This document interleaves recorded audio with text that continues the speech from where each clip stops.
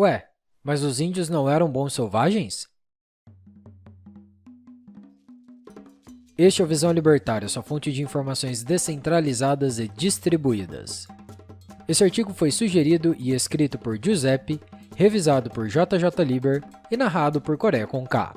Recentemente, vimos nas notícias uma absurda decisão do Ministério Público Federal que considerou que o esquartejamento de um jovem deve ser respeitado por ser da cultura dos índios. O órgão diz ser imperiosa a necessidade de resguardar a manifestação cultural da etnia. Em junho de 2015, a mãe da vítima, um jovem munduruco, foi até a delegacia da Polícia Civil de Itaituba, no Pará, e disse que 2 indígenas de sua aldeia, a Sai Cinza, entraram em sua casa e atiraram em seu filho com uma espingarda. Depois, arrastaram o corpo dele até um rio, onde ele foi esquartejado em pequenos pedaços. Os agressores ainda retiraram e trituraram o coração e o fígado do jovem, e atiraram as outras partes do corpo no rio, amarradas a uma pedra. Entretanto, o MPF concluiu que a morte ocorreu no contexto de um ritual tradicional da etnia munduruco, chamada Pajelança Brava. A prática é uma punição aplicada pelos munduruco àqueles que praticam magia negra, os chamados pajés brabos. O subprocurador-geral da República disse que, abre aspas, a crença da pajelança braba está intimamente ligada à saúde do povo da aldeia e que qualquer ato de investigação judicial tendente a apurar os fatos representa indesejável ofensa aos meios culturais de aplicação da justiça e encontrará expressiva resistência dos indígenas. Bom, tal aberração do relativismo e juspositivismo realmente é chocante, até para os padrões morais do Estado. Contudo, tal fato põe em xeque um discurso que todos nós já ouvimos, especialmente nas aulas de história, que os portugueses vieram para o território que hoje é o Brasil à procura de novas terras e com o único objetivo de expansão e exploração, e que, após a chegada ao Novo Mundo, encontraram povos indígenas, entre aspas, inocentes. Esses índios foram enganados de todas as formas, roubados, subjugados e mortos por aqueles homens brancos malvadões, que já tinham espadas, armaduras e a malícia do velho mundo. Essa é a versão padrão. Mas o que não nos é contado é como era a cultura dos índios, especialmente dos tupis, o grupo étnico mais numeroso. A forma de vida deles era violenta e brutal. Guerras eram comuns, e o canibalismo fazia parte integrante da vida das tribos. De fato, o canibalismo tinha sim um significado religioso para eles, mas isso vamos explicar mais adiante. Não havia nenhuma grande nação, ou mesmo algo como um país a que pudesse ser atribuído aos indígenas, mas sim um enorme número de tribos e pequenos grupos que viviam principalmente de maneira nômade, ou pelo menos seminômade, exaurindo o ecossistema local e partindo para outro ponto. A área mais disputada era o litoral, onde era mais fácil conseguir comida por meio da pesca e onde as tribos mais violentas viviam, justamente devido a essa disputa de recursos naturais. O fato de serem nômades também fazia com que o encontro entre tribos fosse algo frequente, o que quase sempre resultava em guerra. Destes conflitos ficava sempre um sentimento de vingança que apenas era saciado, literalmente, e por algum tempo, com carne humana. De fato, quando os índios guerreavam, eles muitas vezes se preocupavam mais em capturar inimigos do que matar seus inimigos. Uma vez capturado, o prisioneiro passava por todo um ritual litúrgico. Era amarrado pelo pescoço e, ao entrar na tribo inimiga, deveria falar: "Chegou vossa comida". Depois era apedrejado e passava por uma humilhação pública. Mas daí ele já ia para a grelha? Se já tivesse morrendo em decorrência dos ferimentos, sim. Caso contrário, não.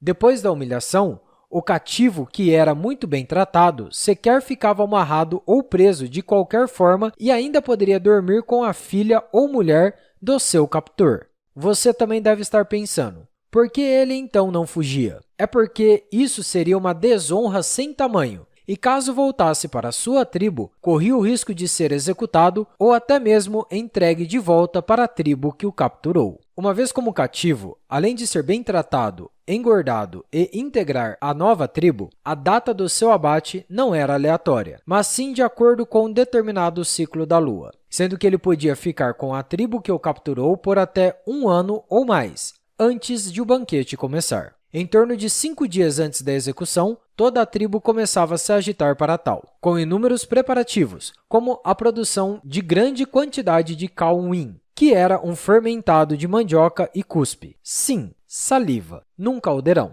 No dia da execução, o prisioneiro era todo depilado e banhado com óleos extraídos de plantas, além de penas e cascas de ovos moídas.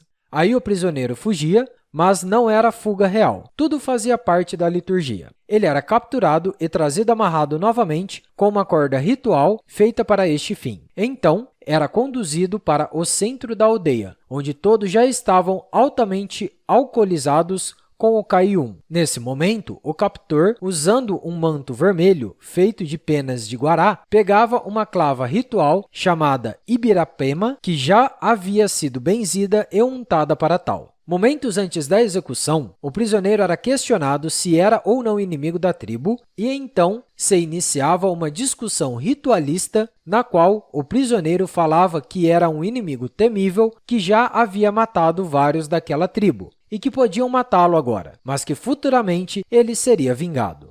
Então, o carrasco se posicionava por trás e desferia um golpe na nuca do pobre infeliz. O ritual logo começava com o sangue sendo coletado e guardado para que as mulheres grávidas passassem no próprio corpo. Já o cadáver era escaldado, retiravam a pele, faziam o desmembramento e ia para a grelha. Cada parte tinha uma destinação específica. Os intestinos para as crianças, órgãos genitais para as mulheres. Já a língua e o cérebro eram para os guerreiros jovens. Um dos principais objetivos era uma perpetuação de um ciclo vicioso de vingança eterna entre as tribos, além da incorporação da força do inimigo. A honra dos guerreiros indígenas era morrer em batalha, ou ser capturado para ser comido pela outra tribo, pois saberia que com isso o ciclo continuaria. Tal prática era comum na maioria das tribos, porém haviam algumas que eram ainda piores, sendo a mais famosa delas os Goitacazes. Tal tribo era tão violenta que tinham o hábito de caçar regularmente outros índios,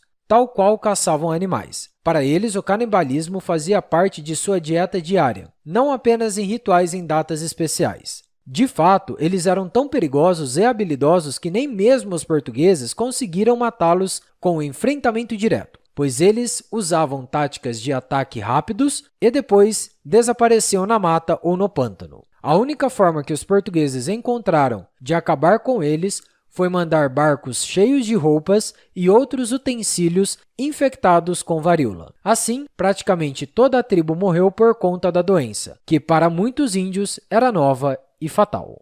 Sabemos de todas essas informações aqui narradas, com tantos detalhes, graças a Hans Staden, um mercenário alemão que lutou em muitos conflitos no Brasil e que foi capturado por índios tamoio e quase devorado. Ele ficou por 9 meses cativo numa aldeia, até que foi resgatado e mais tarde escreveu o livro 2 Viagens ao Brasil, no qual conta suas aventuras pelo Brasil recém-descoberto. Um detalhe interessante é que Hans, nesse período que foi cativo, conheceu Chunhambebe, o índio que se orgulhava de ter comido 52 portugueses. Há outro acontecimento interessante a ser citado aqui. As trocas voluntárias entre portugueses e indígenas que eram menos violentos, que foram tão demonizadas pelos professores de história, eram benéficas para ambas as partes. Os índios não tinham aprendido ainda como forjar metais para fazer ferramentas ou armas, dado que praticamente ainda viviam na Idade da Pedra. Portanto, trocar madeira por coisas como um machado de aço ou mesmo um facão era uma troca extremamente vantajosa. É dito que os portugueses enganaram os índios, especialmente com o pau-brasil. Mas para os índios, o pau-brasil não tinha valor algum, era extremamente abundante. Nunca tiveram que plantá-los ou cuidar deles e eram trocados por ferramentas muitíssimo avançadas para eles ou mesmo por comida. Para nós, já tão acostumados à nossa confortável vida contemporânea repleta de tecnologias e ferramentas avançadas, pode não parecer grande coisa, mas para quem tinha que todo dia caçar a própria comida em uma selva nada amigável, era uma vantagem incrível. Não apenas os utensílios eram úteis para os índios, mas também cachorros e galinhas eram mercadorias extremamente valiosas.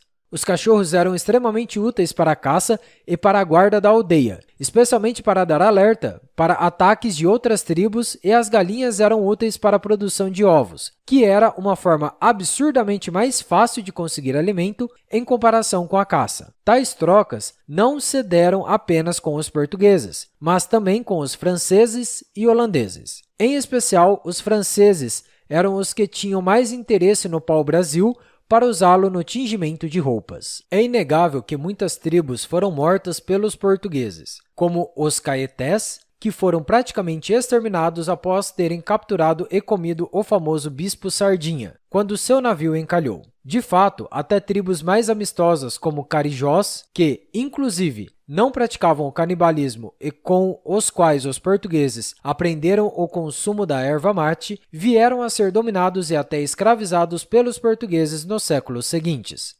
Muitos índios também morreram devido a doenças, como a varíola, devido ao contato com os portugueses. Contudo, no Brasil, a maioria das populações indígenas não vieram a ser dizimadas, mas foram se misturando com os portugueses e posteriormente com negros libertos também. Como disse o escritor Gilberto Freire, tão aclamado pelos esquerdistas, os portugueses foram misturando-se gostosamente com mulheres de cor logo no primeiro contato e multiplicando-se em filhos mestiços. Tal fato pode parecer surpreendente, mas já parou para pensar quantos municípios, cidades e bairros brasileiros têm nomes indígenas?